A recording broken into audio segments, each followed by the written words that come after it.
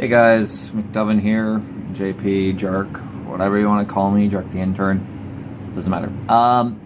So the iPhone 8 is now officially announced, and the iPhone 8X or Plus, I guess it's called, which is technically like this iPhone 7 and 7S and 7S Plus, are basically coming out with an iPhone X. I'm recording this with the front-facing camera of the Galaxy S8, and there's a reason I'm doing this. It's just easier for one and whatever, and I actually like how my face looks right now, so sue me. Or like how my hair. So the iPhone 8 and iPhone 8S, or Plus, I'm just going to keep calling it that, they basically have a glass back, glass front, two 12 megapixel cameras on the back and everything, wireless charging, and they're still dust and water resistant with IP67 protection standards, and they come in silver, space gray, and gold. They've been updated, with the camera and stuff, and now it shoots at 1080, slow motion at 240 frames per second, which is doubled, which is nice. New processor using the A11, blah, blah, blah, blah, blah, 30% faster. Okay, we don't really care about that.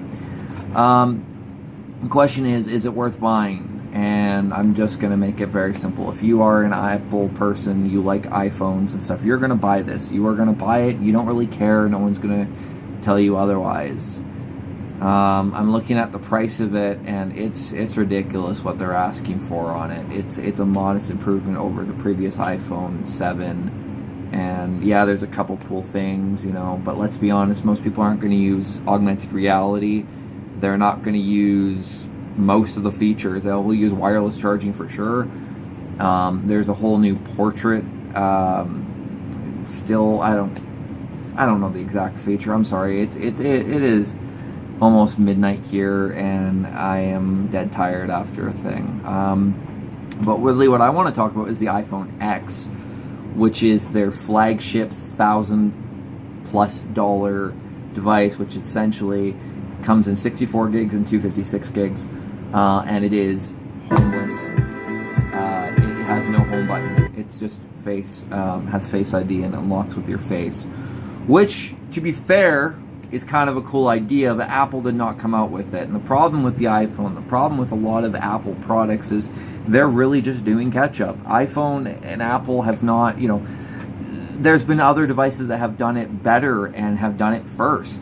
So, I mean, the wireless charging is not new Apple technology, and I don't want people to say it is, because it has been around, I know for sure, since 2012 with the Nokia Lumia, whatever, 220, or I don't know specifically, or 210. Anyways, it's been around for a long time. I mean, my S8 will do wireless charging if I have the device. I've never actually done it, but fast wireless charging, that would be kind of cool. And if the iPhone X or the iPhone 8 or whatever had that, that would be a game changer. But it doesn't. It's there's the thing about the iPhone is the camera's good. Don't get me wrong, the camera on the iPhone is pretty impressive.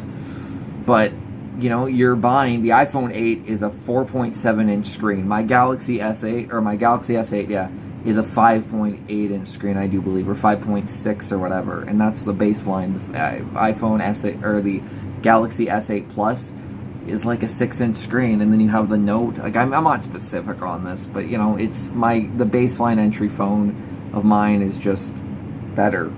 I mean, I have a better phone. I'm going to be honest. The iPhone does not appeal to me because, one, you can't, you can't, unless you jailbreak it, and jailbreak means a pain in the ass, you can't do really any customization with your phone. You're stuck with the default options, essentially, unless you want to jailbreak, and then you're voiding your warranty, and it's really stupid. But the iPhone X, so let's talk about that. So it is a 5.8-inch OLED screen, which covers the whole front of it, and they've removed the iconic home button to make way for their display and replacing it with facial recognition software called Face ID. It's cool. That's a cool feature, but again, I can unlock my phone, my Galaxy S8, with my face if I'm so inclined. It's going to also be used to authenticate Apple Pay and customize a new Animoji. I hate the term Bitmoji. I hate the term emoji. And Animoji it's kind of cool, and people are calling it like Face Rig or Live 2D or whatever.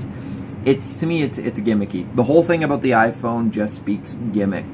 That's all it is. The actual people that are going to use it are going to put a case on it, and they're going to, they're not going to use most of the features. They'll use the AR, the augmented reality, briefly, just to show their friends, to wow them. Mostly they're going to be taking selfies in clubs, and they're going to be going out and about and stuff, but they're not really going to use the features all that much. So yeah, the iPhone, it really is not that impressive. The other devices I got spoken about were the Apple Watch 3 and the 4K Apple TV. So, I mean, you're going to either buy the iPhone or you're not. I'm an Android user. I've used iPhones. I've used iPhone 6s. I've used iPhone 7s. I'm not impressed by them personally. I mean, they were good when they first launched, when Steve was still alive. They actually were pretty cool. But now they're just playing catch up to Samsung, LG, HTC, Sony. I mean, iPhones are elitist. iPhones are exclusive to Apple, and there are just so many better devices out there.